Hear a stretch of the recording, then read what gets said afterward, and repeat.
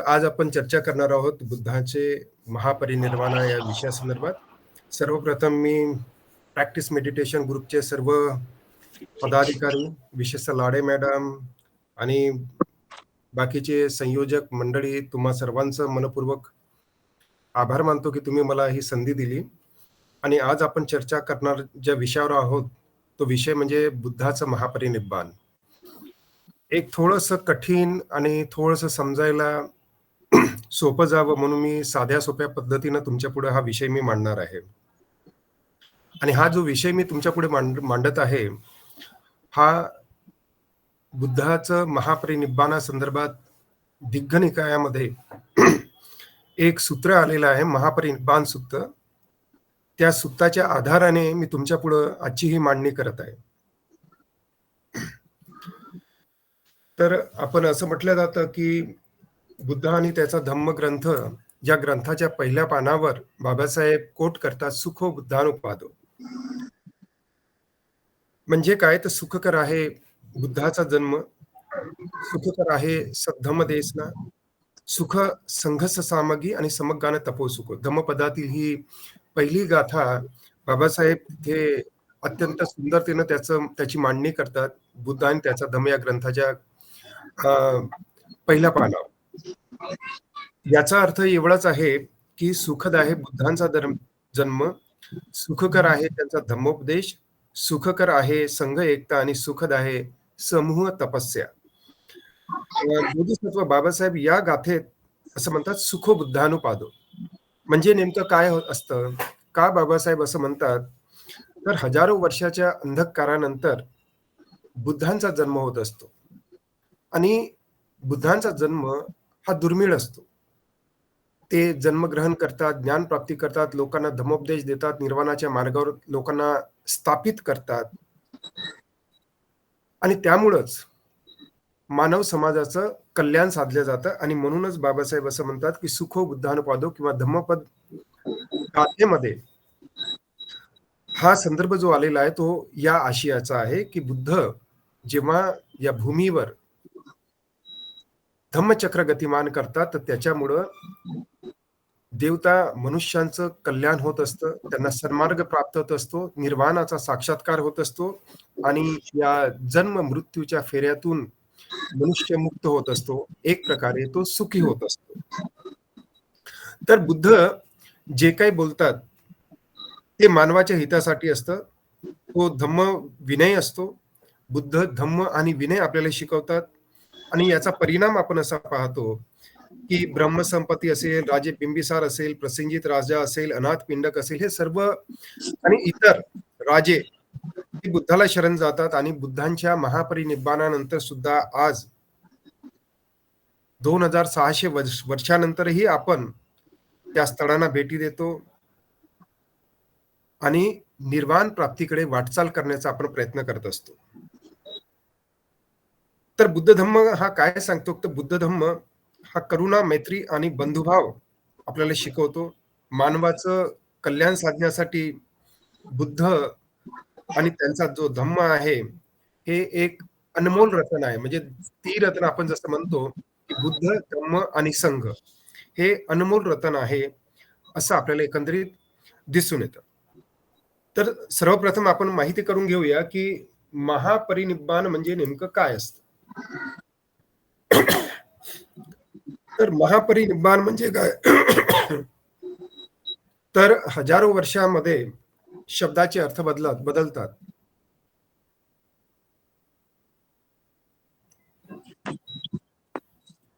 हजारो वर्षानंतर शब्दाचे अर्थ बदलतात. आज तुम्ही निर्वाणाचा साक्षात्कार करू शकता, परंतु आज निर्वाण म्हणजे काय, तर सर्वसामान्य जनता त्याला मृत्यू असं संबोधतो किंवा मृत्यू असं झाला म्हणजे निर्वाण झालं असा एकंदरीत चुकीचा भ्रम किंवा चुकीचा समज आपल्याला सर्वदूर दिसून येताना आपल्याला दिसतो. तर निर्वाण शरीर आणि मनाच्या ध्यानाच्या सरावानं निर्वाणाचा साक्षात्कार होतो, तो अनुभवता येतो. रतन सूक्तामध्ये अतिशय सुंदरतेनं त्याची मांडणी केलेली आहे. रत्नसुत्तामध्ये असं म्हटलं गेलं, "खीनं पुराणं नवनत्थी संभवं विरक्त चित्तातिके भवस्मी." म्हणजे काय, की जेव्हा आपली तृष्णा नष्ट होते, तृष्णा नष्ट होते म्हणजे काय होतं, की जसं आगीमध्ये आपण बीज टाकतो आणि ते जळून नष्ट होते आणि ते बीज आपण जर रोपण करण्याचा प्रयत्न केला भूमीमध्ये, तर ते कुठलेही परिणाम देत नाही. तसेच झाडाची मुळं नष्ट झाली, तर फल प्राप्त होणार नाही. म्हणजे अशा प्रकारे. आपण सर्वसाधारणतः गाथा म्हणत असताना असं आपण म्हणत असतो, "सचित्त पर्योदपनं एतं बुद्धान साचनं." म्हणजे काय? तर चित्ताची परिशुद्धी करणे. म्हणजेच एखादा व्यक्ती जेव्हा त्याचं चित्त परिशुद्ध होतं, चित्त परिशुद्ध झालं, की त्याला निर्वाणाचा साक्षात्कार होतो. आणि निर्वाणाचा साक्षात्कार झाला, तरीही काय होतं,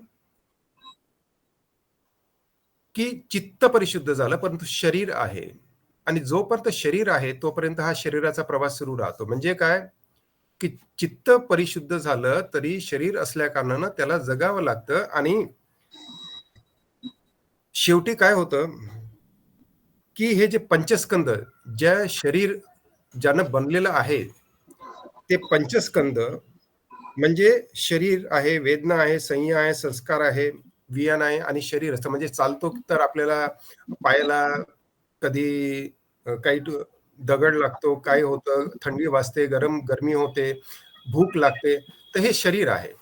परंतु चित्त परिशुद्ध झाल्यानंतर शरीरही आपण त्यागतो, तर त्याला परिनिर्वाण झालं असं म्हटलं जातं. म्हणजे मनाचं आणि शरीराचं दोन्ही प्रकारे आप एखादा व्यक्ती काय करतो, की चित्त परिशुद्ध झालं, जोपर्यंत देह आहे तोपर्यंत तो जगतो आणि त्याच्यानंतर तो परिनिर्वाणाला प्राप्त होतो. म्हणजे शरीर आणि मनाने.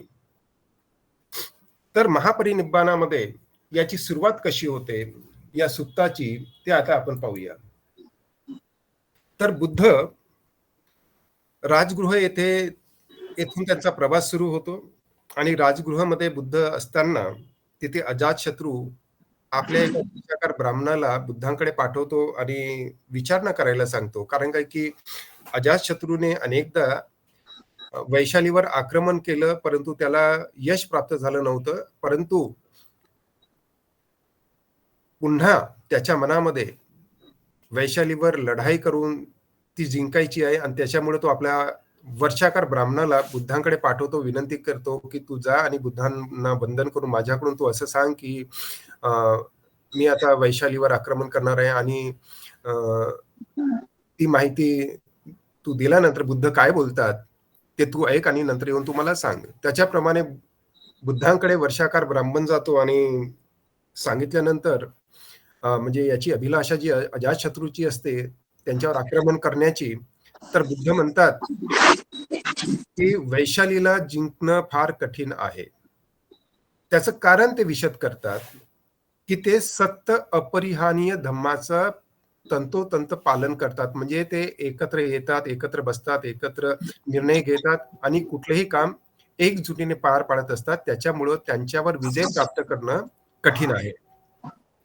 तर हा जो धम्म बुद्ध प्रकाशित करतात आणि त्याच्यापूर्वीही त्यांनी वैशालीच्या लोकांना हा जो धम्मोपदेश दिला होता, त्याच्याप्रमाणे त्यांचं वर्तन असल्याकारणाने अजातशत्रूला वैशाली जिंकणं फार कठीण गेलं. तर मग वर्षाकार ब्राह्मण बुद्धाचं हा जो संदेश आहे तो ऐकतो आणि अजातशत्रूला सांगतो आणि मग अजातशत्रू आपल्या वर्षाकार ब्राह्मणाला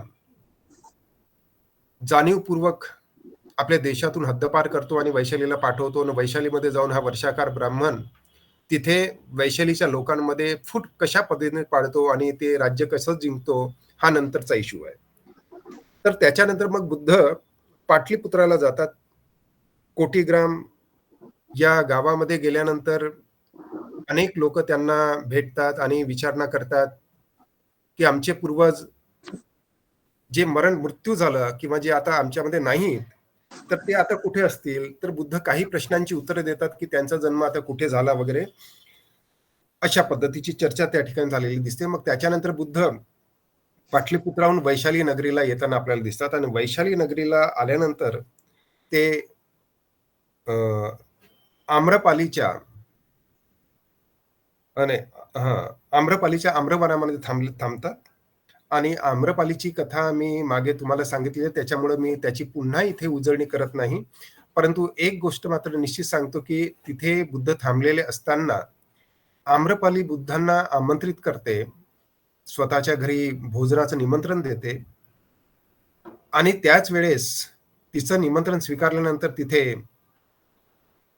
अ, लिच्छवी जे आहेत, ते सुद्धा बुद्धांना आमंत्रित करण्यासाठी तिथे जातात. परंतु बुद्ध अगोदरच त्यांनी आम्रपालीचं भोजनाचं निमंत्रण स्वीकारल्यामुळं ते लिच्छवींचं निमंत्रण स्वीकारत नाही आणि त्यांच्यामुळं त्यांच्यामध्ये जो संवाद होतो तो सुद्धा अतिशय महत्त्वाचा आहे.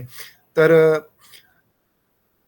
आम्रपालीला असा लिच्छवींचा संदेश असतो, की तुला पाहिजे ते आम्ही देऊ. तू बुद्धांनी तुला जे निमंत्रण दिलेलं आहे, तुझ्याकडे येण्याचं जे मान्य केलं, तर कृपया बुद्धांना आमच्याकडे येऊ दे. आम्ही काय ते तुझ्यासाठी ते करू. परंतु ती सर्व संधी आम्रपाली नाकारते आणि बुद्धांना स्वतःच्या घरी निमंत्रित करून त्यांना भोजन देते आणि भोजन दिल्यानंतर बुद्ध उपदेश करतात. त्याच्यानंतर तिची प्रवज्जा होते आणि त्याच्यानंतर ती संघामध्ये प्रतिष्ठित झाल्यानंतर पुढे काय ती आपल्याला असं दिसते, की ती नंतर अ, निर्वाण प्राप्त अशी थेअरी म्हणून ती आपल्याला आज सुपरिचित आहे.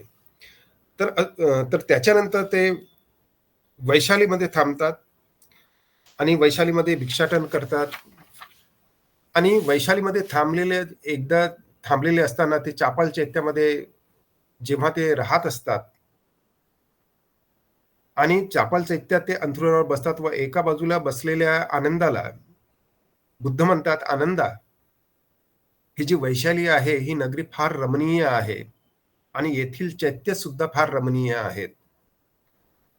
तर आनंदा, ज्यांनी 4 वृद्धिपाद म्हणजे सुपर नॉर्मल पॉवर्स जे विकसित केले आहेत, बुद्ध त्यामुळे बुद्ध एक कल्पभर थांबू शकतात. बुद्ध एक प्रकारे आनंदाला असा संकेत करतात, की आनंदाने बुद्धांना विनंती करावी आणि अशी विनंती करावी, की तथागतांनी एक कल्पभर त्यांच्या त्या म्हणजे मनुष्य लोकांमध्ये थांबावं आणि जनकल्याण साधावं, अशा पद्धतीची म्हणजे बहुजनांच्या हितासाठी जगावर अनुकंपा करण्यासाठी बुद्धांनी एक कल्पभर थांबावं, अशा पद्धतीची विनंती आनंदाने करावी, अशी इच्छा बुद्धांची असते. परंतु होतं काय, की आनंदावर माराचा प्रभाव झाल्या कारणाने किंवा माराच्या प्रभावा असल्या कारणाने आनंदाला काही सुचत नाही. बुद्ध 3दा सूचना करतात आणि 3दा सूचना केल्यानंतरही भगवान बुद्धांना काही विनंती करत नाही, की तथागतांनी एक कल्पभर थांबावं आणि जगावर अनुकंपा करावी आणि 3 वेळा विचारणा केल्यानंतर जेव्हा विनंती करत नाही आणि आनंद निघून जातात.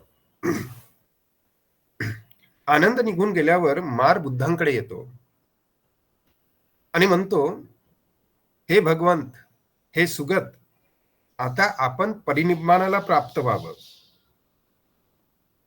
परिनिब्बातु दानी भन्ते भगवा परिनिब्बातु सुगतो." अशा पद्धतीचं संदर्भ आपल्याला महापरिनिब्बाण सुत्तामध्ये प्राप्त होतो आणि मग पुढे मार असं म्हणतो, की पूर्वी आपण असं म्हणाला होता.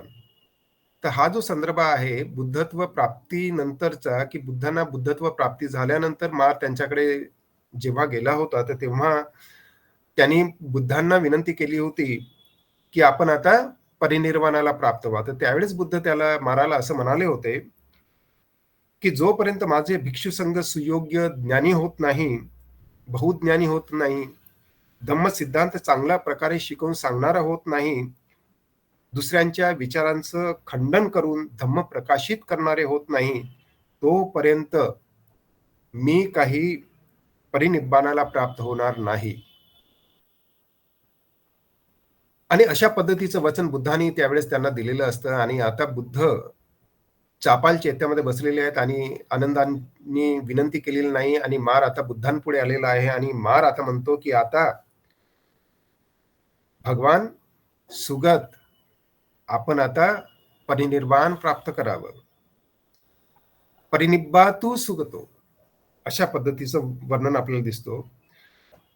आणि मार आठवण करून देतो बुद्धांना, की तुम्ही असं म्हणाला होता पूर्वी, की जोपर्यंत माझे भिक्षू सुयोग्य ज्ञानी, बहुज्ञानी धम्मसिद्धांत चांगल्या प्रकारे शिकवून सांगणारे होत नाही, दुसऱ्यांच्या विचारांचे खंडन करून धम्म प्रकाशित करणारे होत नाहीत, तोपर्यंत मी परिनिर्वाणाला प्राप्त होणार नाही.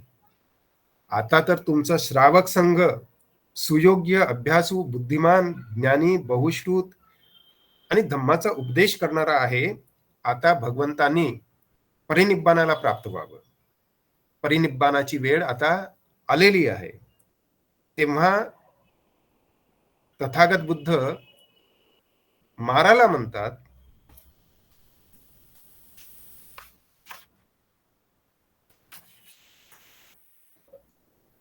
की तू आता निश्चिंत राहा. तथागताच्या परिनिब्बाणाला फार काळ लागणार नाही. तथागत 3 महिने संपल्यानंतर परिनिब्बाणाला प्राप्त होतील. तेव्हा बुद्धांनी चापल चैत्यामध्ये आपल्या आयु संस्काराचा त्याग केला. म्हणजे जे उर्वरित आयुष्य ते जगू शकले असते, ते आयुष्य त्यांनी सोडून दिलेले आहे. आणि त्यावेळी भयंकर रोमांचित करणारा जो भूकंप त्या ठिकाणी होतो.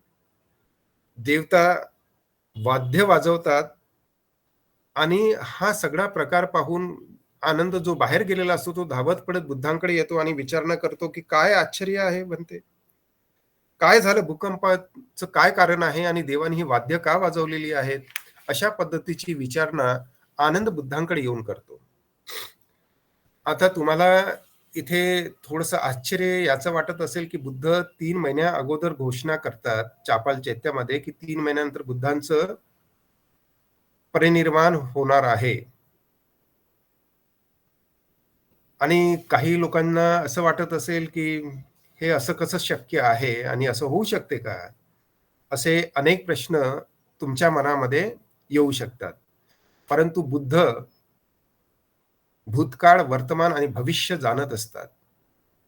ठीक आहे. त्यांना प्रत्येक बाबीची जाणीव असते आणि ते अशा पद्धतीचं प्रिडिक्शन करू शकतात. ठीक आहे. आता मी तुम्हाला या संदर्भात थोडीशी विस्ताराने माहिती देण्याकरिता तुम्हाला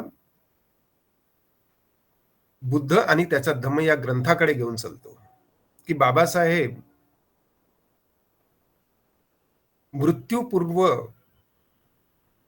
घटणाऱ्या घटना संदर्भात त्यांनी काही मत नोंदविलेली आहेत, काही संकेत आपल्याला दिलेले आहेत आणि त्याच्यावर काही प्रकरण लिहिलेली आहेत. प्रकरणामध्ये त्याची माहिती पण दिलेली आहे. त्याच्यामध्ये प्रामुख्यानं 7वा खंड भाग 1 बुद्ध आणि त्याचा धम्म, जे इंटरेस्टेड आहेत त्यांनी पाहावं,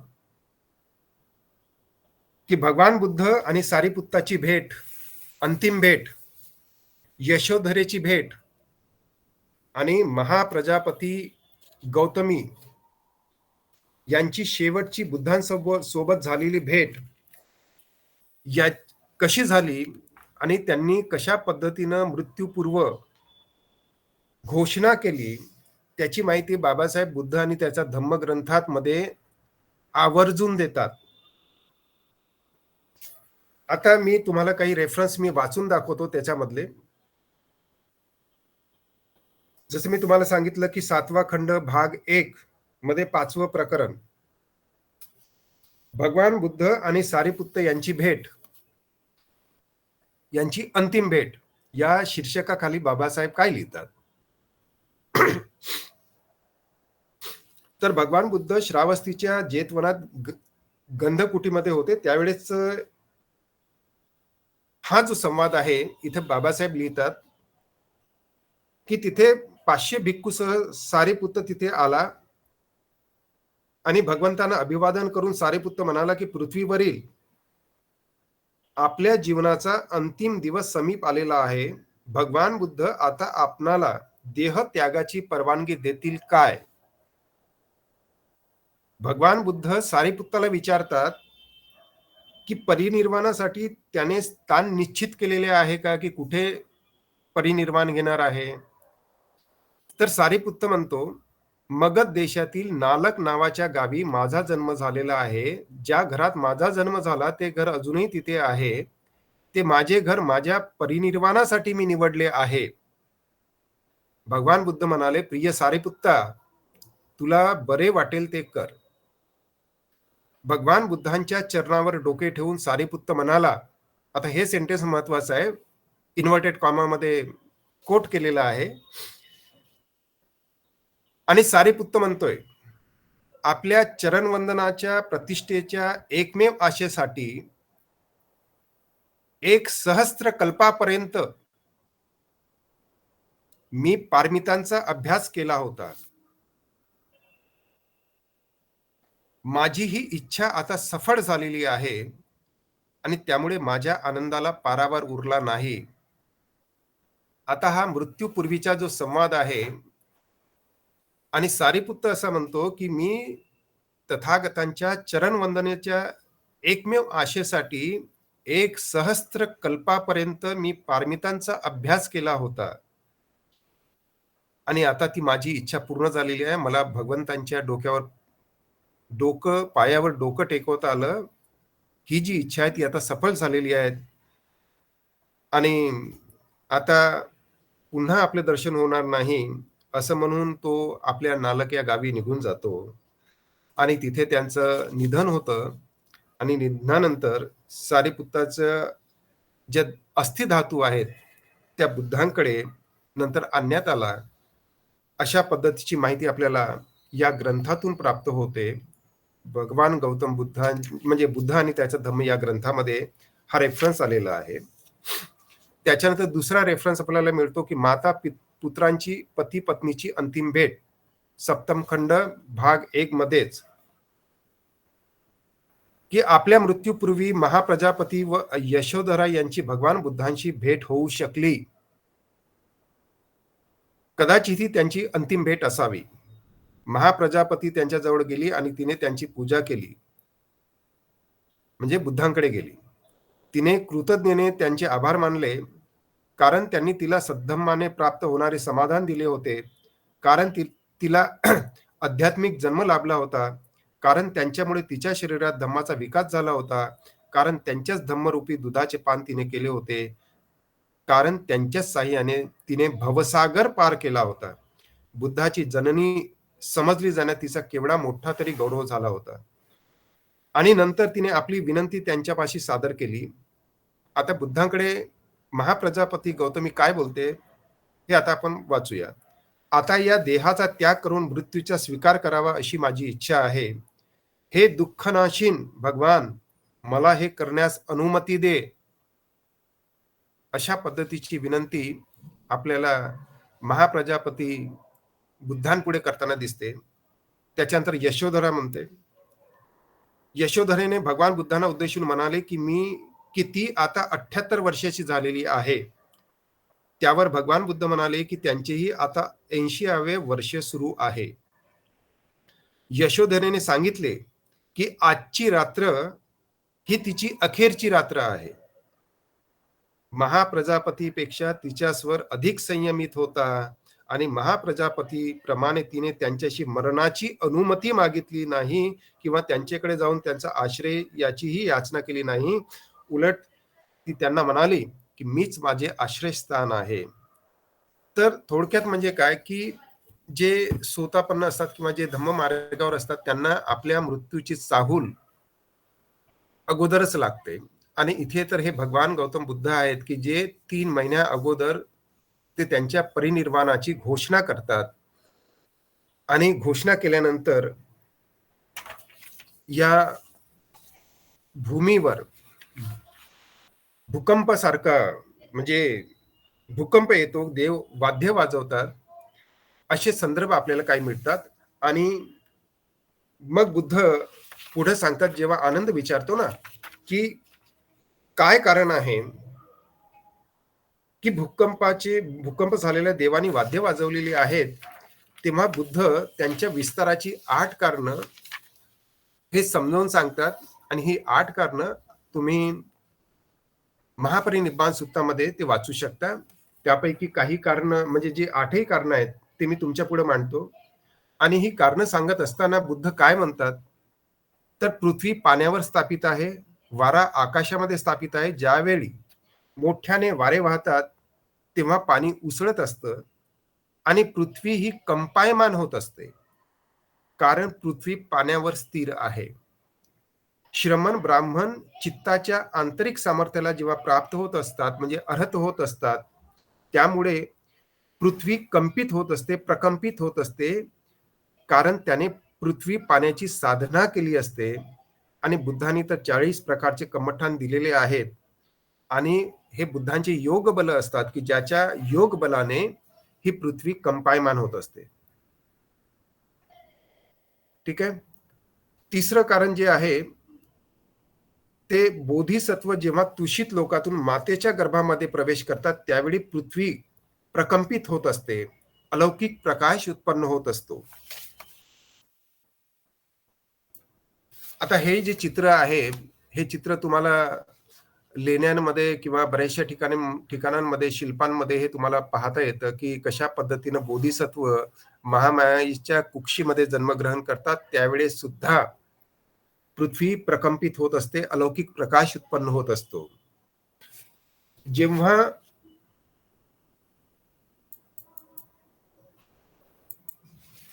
जेव्हा बोधिसत्व या पृथ्वी तलावर जन्म घेत असतात, म्हणजे मातेच्या कुक्षीतून बाहेर येत असतात, त्यावेळेस जेव्हा ते सम्यक संबोधी प्राप्त करतात, ज्ञान प्राप्त करतात, त्यावेळेस सुद्धा ही भूमी प्रकंपित होत असते आणि देवता वाद्य वाजवत असतात. जेव्हा तथागत धम्मचक्र प्रवर्तन करतात, धम्मचक्र प्रवर्तन म्हणजे हे पंचवग्गीय भिक्खूंना प्रथम उपदेश देतात, त्यावेळेस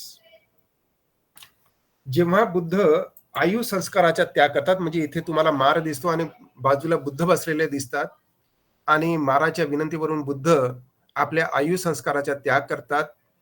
हा तो प्रसंग आहे, की त्यावेळेस सुद्धा भूमी ही प्रकंपित होत असते आणि त्यानंतर जेव्हा बुद्ध निब्बाण धातूला प्राप्त होत असतात, तेव्हा सुद्धा ही पृथ्वी प्रकंपित होत असते. ठीक आहे. सब्ब ठाणेसु पठितथितं शारीरिक धातू महाबोधी, म्हणजे बुद्धांचं महापरिनिर्वाण झाल्यानंतर त्यांचे अ, जे शारीरिक अवशेष असतात, ते धातूमध्ये प्रवर्तित होत असतात. म्हणजे एक प्रकारे त्यांचं परिनिर्वाण पूर्ण झालेलं असतं आणि म्हणून बुद्धांच्या महापरिनिर्वाणाला महापरिनिब्बाण असं म्हणतात. आणि अ, बुद्ध सांगतात,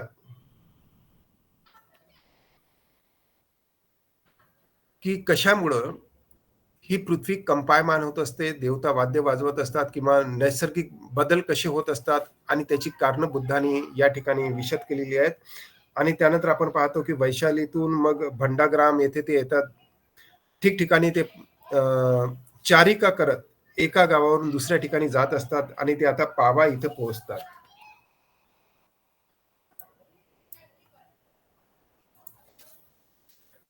पावा बुद्धांचं शेवटचं भोजन. इथे पावाला पोहोचल्यानंतर चुंद जो असतो तो तथागतांना भोजनासाठी निमंत्रित करतो आणि चुंद हा काय करतो, की सुकरमदव हा ही एक प्रकारची भाजी असते. बुद्ध म्हणतात, की तिथे गेल्यानंतर ते आपल्या ज्ञानाने जाणतात, की यांनी अतिशय प्रेमानं जे सुकरमदव एक प्रकारची जी भाजी तयार केलेली आहे, तर बुद्ध चुंदाला म्हणतात, की ते तू मला दे आणि ते भोजन इतर भिक्खूंना देऊ नकोस आणि उरलेलं जे सुकरमदव आहे, ते देव, मार, ब्रह्मा कुणीही पचवू शकणार नाही. त्याच्यामुळं तू ते काय कर, की खड्ड्यामध्ये नेऊन ते पुरून टाक. ते अन्न दुसऱ्या कुणालाही देऊ नकोस. आता होतं असं की बुद्ध मिळालेलं अन्न जे असतं ते ग्रहण करतात.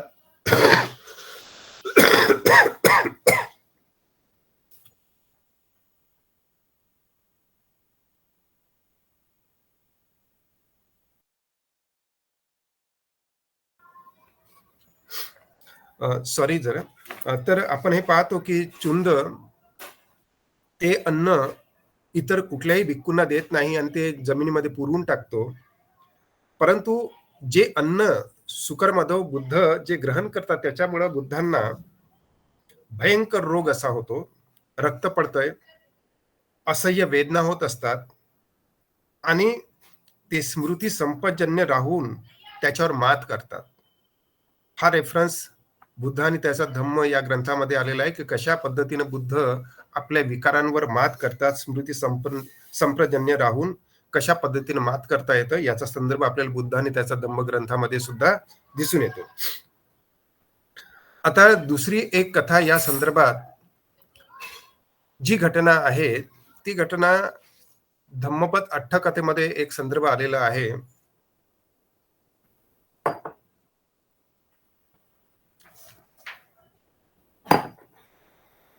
तो संदर्भ असा आहे की देवांचा देव सक्र हा आपल्या तावतींच देव लोकांमध्ये बसलेला आणि तो पाहतो की बुद्धांना अशा पद्धतीची पीडा होत आहे.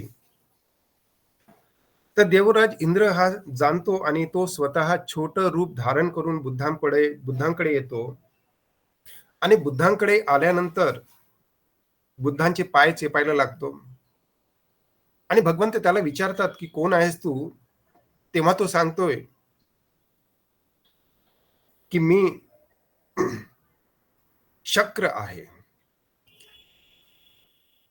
बुद्ध म्हणतात तू इथून निघून जा. शक्र म्हणतो मी जाणार नाही. बुद्ध म्हणतात अरे देवतांना मनुष्याची दुर्गंधी आहे ना 100 योजन अंतरावरून येते. तू कशाला इथे आलास? आणि हा जो दुर्गंध जो आहे देवता लोकांना मनुष्य लोकांचा जो दुर्गंध येतो तो कसा असतो की जणू काही सडलेलं प्रेत गड्यामध्ये बांधलेलं आहे अशा प्रकारचा दुर्गंध देव लोकांना मनुष्य लोकांमध्ये येतो. किती दूर अंतरावरून? तर 100 योजन अंतरावरून. आणि 1 योजन म्हणजे किती? तर साधारणतः 7 मैल. यावरून तुम्ही अंदाज करा की देव लोकांचं वैभव किंवा तेथील वातावरण कसं असेल. तर बुद्ध त्याला म्हणतात की तू आता निघून जा. तेव्हा शक्र म्हणतो की मी तर बुद्धांच्या शीलगंधाने प्रभावित होऊन 84,000 योजन दूर अंतरावरून इथे मजल दर मजल करीत इथे आलेलो आहे तुमच्या सेवेसाठी आणि मी जाणार नाही. आणि तो बुद्धांची सेवेमध्ये रत होतो. बुद्धांचं जे मलपात्र जे असतं म्हणजे मलपात्र म्हणजे बुद्धांची जी विष्ठा असते, मलमूत्र जे असते, ते पात्र आपल्या डोक्यावर घेऊन स्वतः तो दूर अंतरावर नेऊन फेकत असतो आणि हे मलपात्र घेऊन जात असताना तो आनंदी असतो. म्हणजे कशा पद्धतीनं देवता बुद्धांना सन्मान देतात आणि बुद्धांच्या सोबत राहून ते बुद्धांना कशा पद्धतीने सपोर्ट करतात हे आपल्याला दिसतं. कारण की बुद्ध कसे आहेत? सत्ता देव मनुष्यानं. बुद्ध देवता आणि मनुष्यांचे गुरु आहेत आणि गुरूंची कशा पद्धतीनं सेवा हा शक्र करतो हे या उदाहरणावरून दिसतं. हा मी तुम्हाला ऍडिशनल रेफरन्स सांगितला की जो महापरिनिब्बाण सूत्रामध्ये नाही.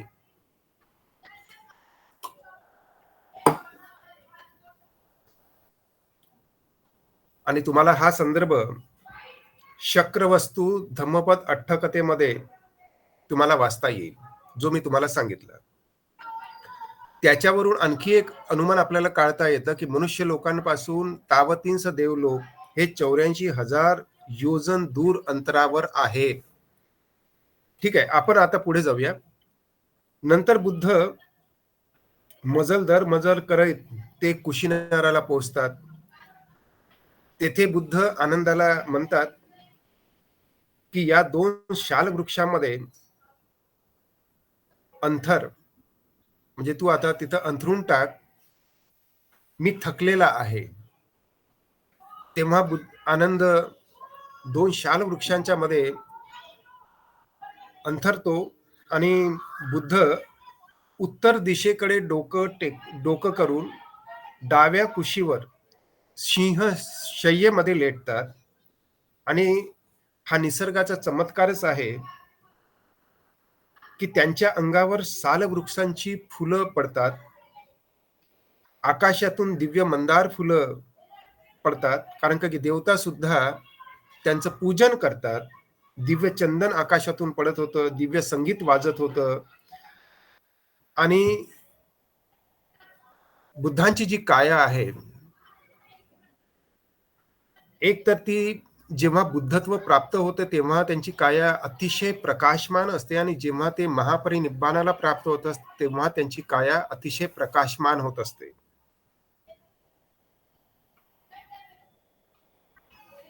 परंतु हे सर्व होत असताना बुद्ध म्हणतात, की या बाबींमुळे तथागतांचा सन्मान होत नसतो, तर भिक्खू भिक्खुनी उपासक उपासिका धम्म मार्गावर आरूढ होतात आणि धम्माप्रमाणे आचरण करतात, त्याने त्यांचा सन्मान होत असतो.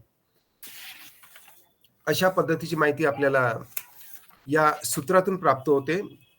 आणि ह्या घटना होत असतानाच बुद्धाच्या बाजूला बुद्धांना वारा घालण्यासाठी एक उपवान नावाचा थेर बुद्धांना पंखा घालीत असतो, म्हणजे हवा घालीत असतो. तर त्याला बुद्ध म्हणतात, तू बाजूला हो, माझ्या समोर उभा राहू नकोस. आनंदाला फार वाईट वाटतं, की अशा पद्धतीनं उपवान थेराला बाजूला करणं हे चुकीचं आहे आणि बुद्ध असं का करत असावेत. तर मग आनंद जेव्हा प्रश्न विचारतो, तेव्हा बुद्ध असं म्हणतात, की जसं हे पृथ्वी हे एक लोकधातू आहे, त्याप्रमाणे आनंदा जसं सहस्त्र लोकधातूमधील अनेक देवता दर्शनासाठी इथे आलेले आहेत. या 12 योजन अंतराच्या सालवनामध्ये सुईच्या टोका इतकी सुद्धा जागा उरली नाही, आणि हा भिक्खू उपवन थेर इथे असल्यामुळं तथागतांचं दर्शन देवतांना होत नाहीये. आणि तथागतांचं परिनिब्बाण होत असल्यानं आणि ही दर्शन घेण्याची सुसंधी त्यांना प्राप्त होत नाहीये. त्यांना दर्शन घेणं अशक्यप्राय झालेलं आहे. आणि आनंदा या देवता पृथ्वीवर पृथ्वी समजून केसांना मोकळे सोडून रडत आहेत. कापलेल्या झाडाप्रमाणे कोलमडून पळत आहेत, लोळत आहेत आणि म्हणत आहेत, की तथागत लवकरच परिनिब्बाणाला प्राप्त होतील. तर ज्या पद्धतीने मनुष्य मात्र बुद्धांच्या जाण्याने दुःखी कष्टी झालेला होता, तो रडत होता, तो आपले केस विस्कटून भूमीवर लोळत होता, त्याच पद्धतीनं आकाशाला भूमी समजून देवता सुद्धा रडत होत्या आणि विलाप करत होत्या. असं चित्र आपल्याला एकंदरीत या महापरिनिब्बाण सूत्रातून बुद्धाच्या वाणीतून आपल्याला दिसून येतं. त्यानंतर आनंद विचारतो, की तथागत वर्षावासानंतर भिक्खू तुमच्या दर्शनाला येत असत, मग आता, आणि जेव्हा ते येत असत तेव्हा ज्येष्ठ भिक्खूंचा त्यांना सहवास लाभत होता, आता भगवंतानंतर काय?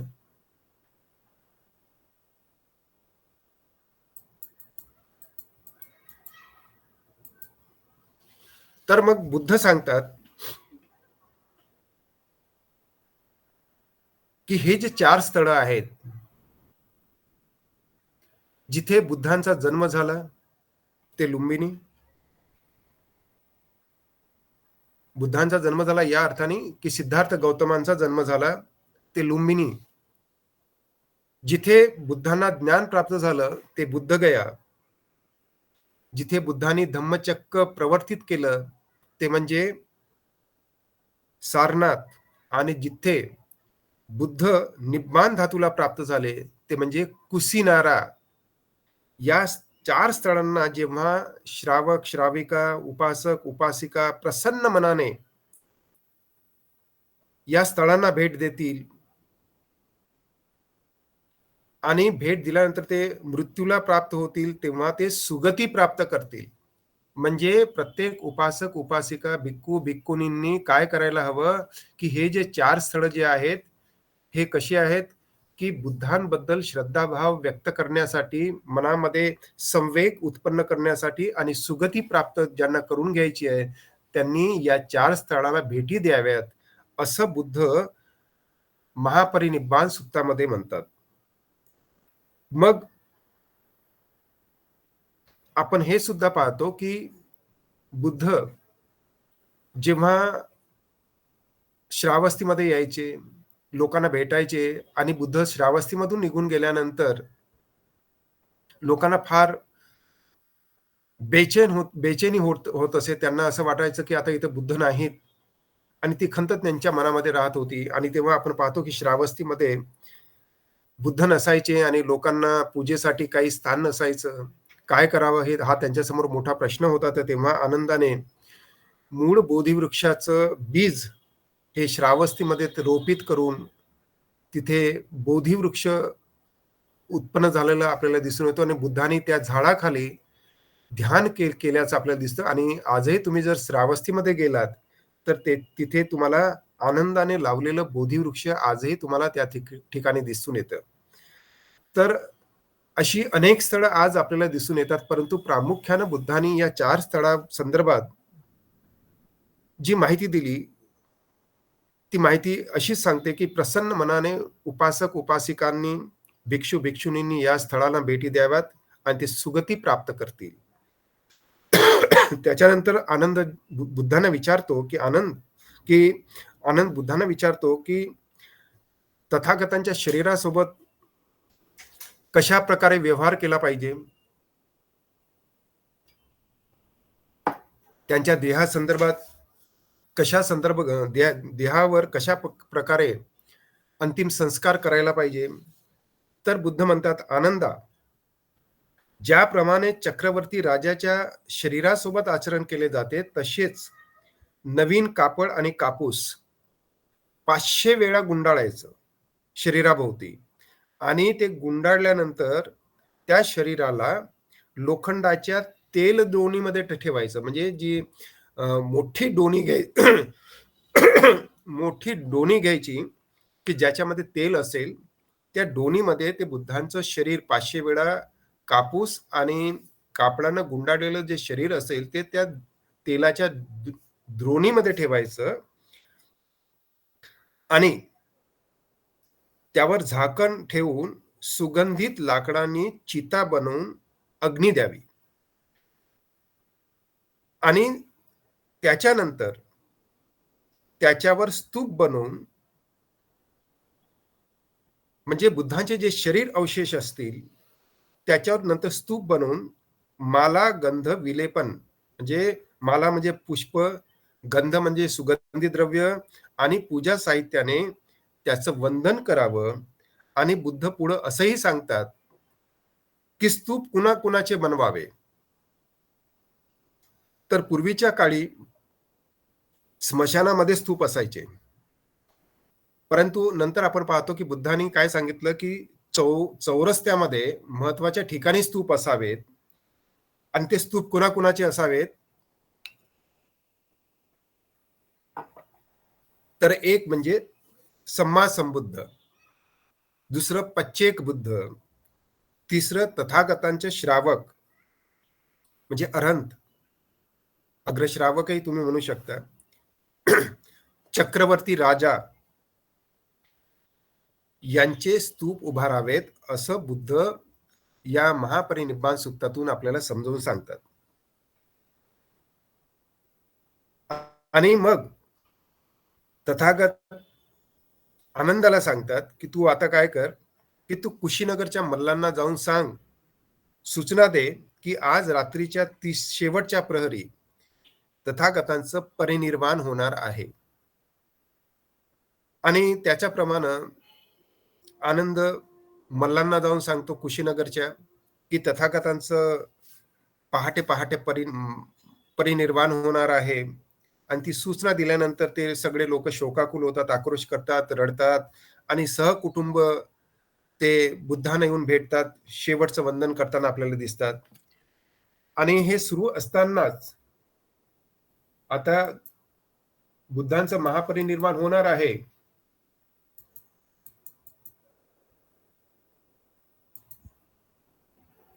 तर आपण हे पाहिलं, की बुद्ध कशा पद्धतीनं बुद्धांच्या शरीराला शेवटचं अग्नी द्यायचं किंवा त्यांच्यावर कशा पद्धतीनं अंत्यसंस्कार करायचे शेवटचे आणि बुद्ध कशा पद्धतीनं आनंदाशी संवाद साधतात हे आपण या स्लाइड्समध्ये पाहतो. त्याच्यानंतर हे सर्व सुरू असतानाच शेवटच्या क्षणी तिथं सुबद्ध नावाचा एक अन्य पंथाचा व्यक्ती बुद्धांकडे येतो आणि त्याला हे कळतं, की बुद्धांचं आता परिनिर्वाण होणार आहे. माझ्या मनामध्ये अनेक शंका आहेत.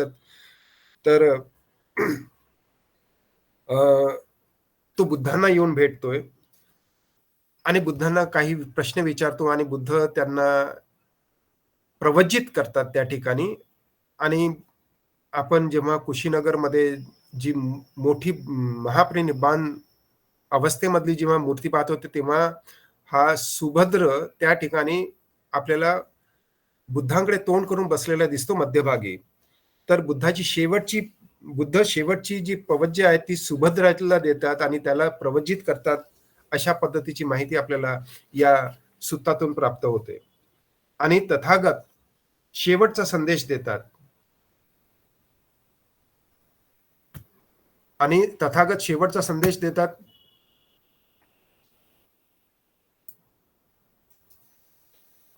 ते म्हणतात, की असे समजू नये की आता तथागत नाहीत. हे आनंद, मी ज्या धम्माचा आणि विनयाचा उपदेश केलेला आहे तोच तुमचा माझ्यानंतर शास्ता आहे. त्यांचे ते शेवटचे वाक्य असतात. सर्व संस्कार नष्ट होणारे आहेत. थोडक्यात अप्रमादी होऊन संग्रह करा. म्हणजे वयधम्मा संखारा अपमादेन संपादेत. आणि त्यानंतर बुद्ध आनंदात सांगतात, की ज्येष्ठ भिक्खूंना आयुष्यमान किंवा भंते असे संबोधावे. भिक्खू संघाने लहान लहान नियमात बदल करावा जर त्यांना आवश्यक वाटत असेल तर. छन्नाला ब्रह्मदंड द्यावा. आणि बुद्ध असं म्हणतात, की या 500च्या भिक्खू संघामध्ये एकदम नवीन भिक्खू जरी आज संघामध्ये असला, तो सुद्धा सोतापन्न आहे. तो सुद्धा संबोधी पारायण आहे, म्हणजे संबोधी प्राप्त करणार आहे. अशा पद्धतीचा त्यांचा तो संघ, सावक संघ आहे. आता बुद्धांचं महापरिनिर्वाण होत असताना बुद्ध शेवटचा जो उपदेश देतात तो वयधम्मा संखारा अपमादेन संपादेत. म्हणजे सर्व संस्कार हे नष्ट होणारे आहेत. अप्रमादी होऊन त्याचा संग्रह करा. मग आता परिनिर्वाण होत असतं, तर परिनिर्वाण कसं होतं बुद्धांचं? तर तथागत आता तिथे 2 शाल वृक्षांच्या मध्ये आहेत. बुद्ध पहिल्या ध्यानामध्ये जातात, दुसऱ्या ध्यानामध्ये जातात, तिसऱ्या ध्यानामध्ये, चौथ्या ध्यानामध्ये. हे सर्व ब्रह्मलोकाचे जे ध्यान आहेत ते. चौथ्या ध्यानातून ते अरूप लोकांच्या ध्यानामध्ये जातात. 4 जे ध्यान आहेत अरूप लोकाचे. म्हणजे वरचे. म्हणजे पहिल्या ध्यानापासून चौथ्या ध्यानापर्यंत आणि चौथ्या ध्यानापासून 8व्या ध्यानापर्यंत जे अरूप लोकाचे ध्यान आहेत त्याच्यामध्ये ते जातात. पुन्हा चौथ्या ध्यानातून म्हणजे 8व्या ध्यानातून ते चौथ्या ध्यानामध्ये येत असतात. आणि चौथ्या ध्यानातून ते पुन्हा पहिल्या ध्यानामध्ये येत असतात. आणि इन बिटवीन आनंद बुद्धांच्या शेजारी असतो. तिथे अनिरुद्ध थेर पण बसलेले असतात आणि आनंद सोतापन्न असतो. त्याला फारशी काही माहिती नसते आणि तो अनिरुद्ध थेरांना विचारतो, काय तथागतांचं परिनिर्वाण झालं काय? तर अनिरुद्ध थेर त्यांना सांगतात, की नाही, आता तथागत पहिल्या ध्यानात आहेत, दुसऱ्या ध्यानात आहेत, रूप ध्यानामध्ये आहेत, आता ते वरून खाली येत आहेत. अशा पद्धतीची माहिती आपल्याला अनिरुद्ध थेर आनंदाला देताना दिसतात. कारण काय की आनंदाला बुद्धांचं महापरिनिर्वाण झालं की नाही झालं हे काही कळायला मार्ग नसतो. आणि बुद्ध जसं मी सांगितलं, की पहिल्या ध्यानातून ते 8व्या ध्यानात जातात. 8व्या ध्यानातून ते पहिल्या ध्यानामध्ये येतात आणि पहिल्या ध्यानातून ते चौथ्या ध्यानामध्ये जातात आणि चौथ्या ध्यानात गेल्यानंतर बुद्ध शेवटचा श्वास घेऊन देह त्यागतात. परिनिर्वाणाला प्राप्त होतात. आणि हे सर्व होत असताना भयंकर शहारे उत्पन्न करणारा महाभयंकर भूकंप होतो. देवांच्या दुमदुमी वाजतात. त्यावेळेस सक्र, ब्रह्मा गाथा बोलतात आणि देवता हात पसरून रडतात, कोसळतात. भिक्खू संघ जे वितरागी नव्हते, म्हणजे जे अरहंत नव्हते, ते सर्व रडतात. सर्व भिक्खू ती रात्र धम्मचर्चेमध्ये घालवतात आणि तथागतांच्या देहाजवळ मल्ल जे कुशिनाराचे असतात, ते माला, गंध, विलेपनाने पूजा करतात. नाचून गाऊन एक एक दिवस ते घालवतात. आता पहिला दिवस झालाय, तथागतांचं देहावसन झालेलं आहे. बुद्धांच्या शरीराची पूजा होते. त्याला माला, गंध, विलेपनांनी, सुगंधी द्रव्यांनी बुद्धांप्रती श्रद्धा व्यक्त करतात. तिथे नाच गायन सुरू असतं. पहिला दिवस घालवतात. दुसऱ्या दिवशी आपण बुद्धांच्या म्हणजे शेवटचे जे अंत्यसंस्कार असतात ते करूया, असं करता करता 6 दिवस निघून जातात. आणि मग आता 7व्या दिवशी पूजा अर्चा करीत 7व्या दिवशी आनंदाच्या सांगण्याप्रमाणे 500 वेळा नवीन कापड आणि कापूस गुंडाळून भगवंतांच्या शरीरास तेलडोणीमध्ये ठेवण्यात येतं आणि चिता रचण्यात येते. मल्ल कुशीनगरचे ते अग्नी देण्याचा प्रयत्न करतात, परंतु अग्नी प्रज्वलित होत नाही. कारण का की महाकश्यप थेर वाटेवर असतात आणि 500 भिक्खू संघ त्यांच्या सोबत असतो. ते जेव्हा त्या ठिकाणी येतात, तेव्हा महाकश्यप थेर आणि 500 भिक्खू सुरुवातीला सर्वप्रथम महाकश्यप थेर एका खांद्यावर आपलं चिवर घेऊन भगवंतांच्या चरणाची ते वंदना करतात. 3दा प्रदक्षिणा घालतात. त्याचप्रमाणे इतर 500 भिक्खू बुद्धांच्या चरण वंदना करतात. ते प्रदक्षिणा घालतात 3 वेळा आणि त्याच्यानंतर स्वयं ही चिता जळायला लागते. आणि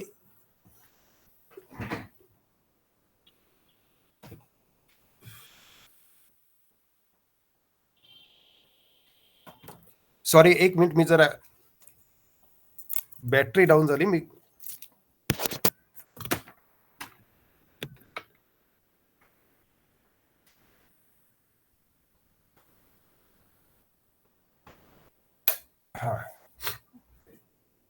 हा, तर आपण पाहतो की महाकश्यप थेर 500 भिक्खूंसहित त्या ठिकाणी येतात.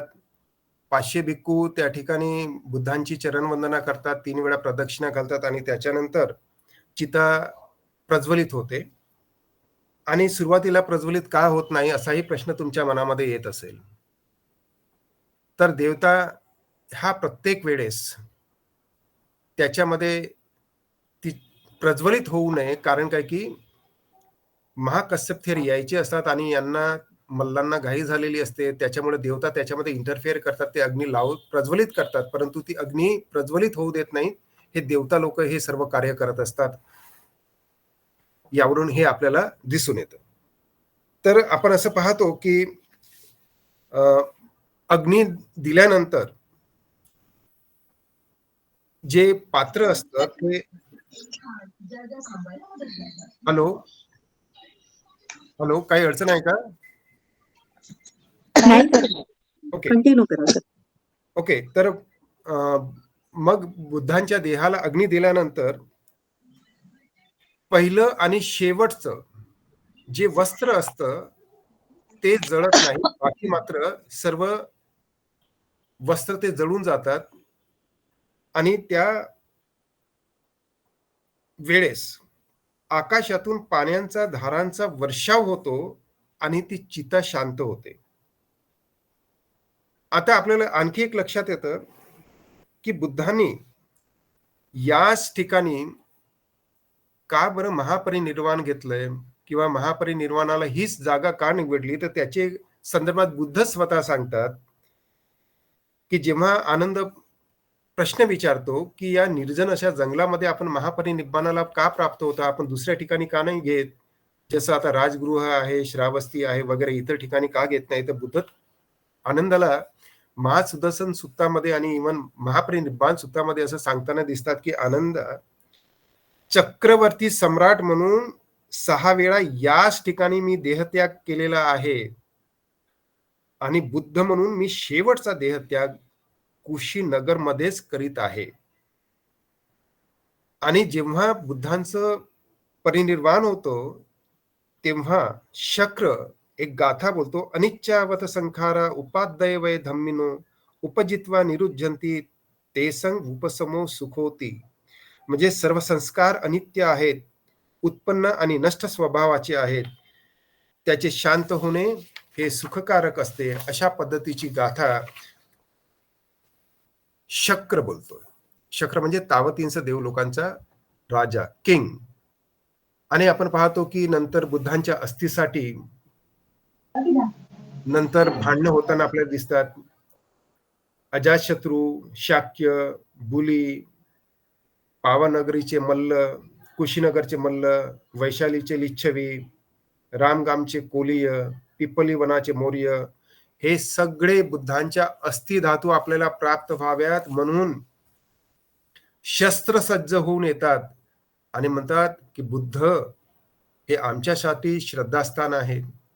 आम्हाला ते बुद्धांच्या धातू मिळाल्याच पाहिजे. आणि नंतर द्रोण ब्राह्मण त्याच्यामध्ये इंटरफेअर करतो आणि बुद्धांच्या अस्थि धातूंचे 8 भागामध्ये विभाजन करण्यात येतं. आणि आज आपण पाहतो की बुद्ध आज आपणामध्ये धातू रूपानं आज आपल्या सोबत आहेत. आपण त्यांच्या धातूंना वंदन करतो आणि असं म्हणत असतो, सब ठाणेसु पठित्थितं शारीरिक धातू महाबोधी. म्हणजेच काय की बुद्धांचे शरीराचे जे धातू आहेत, या ठिकाणी बुद्धांना अग्निसंस्कार देण्यात आला. हे स्थळ आज मुकुटबंधन किंवा रामगाम असंही त्याला म्हटलं जातं.